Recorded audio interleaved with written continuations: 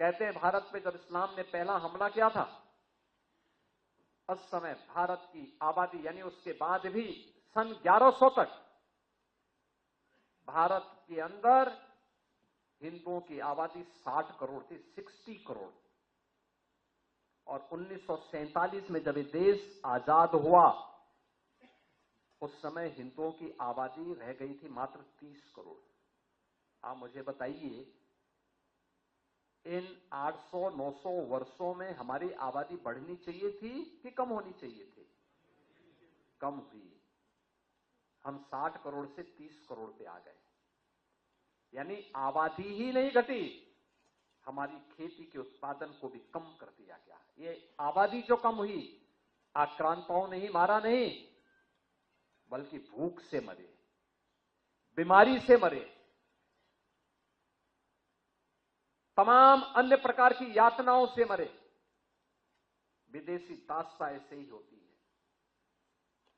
इस देश पे वही किया गया, इस देश पर अत्याचार किया गया, उसका शोषण किया गया। और जिस भारत में 300 वर्ष पहले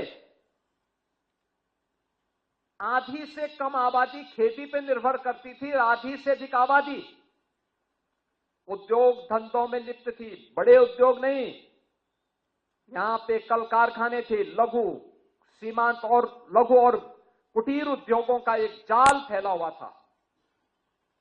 ये भारत की ताकत बनती थी। भारत को उत्पादक देश के रूप में, प्रोडक्शन के रूप में भारत का बेहतरीन उत्पादन दुनिया के मार्केट में छाता था। दुनिया का व्यापारी यहां आता था, यहां से लेके जाता था, यहां से व्यापारियों का काफला अपना सामान पहुंचाता था। क्या नहीं था भारत के पास? सब कुछ तो था। लेकिन जिन लोगों ने जाति के नाम पे बांटा, क्षेत्र के नाम पे बांटा, भाषा के नाम पर बांटा, तमाम वादों के आधार पर बांटा, और आज भी वे उसी विदेशी मानसिकता के साथ काम कर रहे हैं। समाज को विभाजित कर रहे हैं, विभाजन कर रहे हैं, बांट रहे हैं, काट रहे हैं। वे लोग इस स्वदेशी अभियान में भी तमाम प्रकार की उंगलियां उठाएंगे। लेकिन प्रधानमंत्री जी का जो कहना है कि हम जो भी भारत के श्रमिकों के श्रम से बना हो, हमारे युवाओं की प्रतिभा से आगे बढ़ाओ, वह कोई भी उत्पादक जो भारत की धरती पर भारत के उद्यमी, भारत के व्यापारी, भारत के श्रमिक, भारत के युवा, इन सबके सामूहिक प्रयास से आया है, उस पूरे उत्पाद को स्वदेशी मान करके उसके लिए हमें एक एक व्यक्ति को तैयार करना है और उसी को खरीदने के लिए लोगों को कहना है।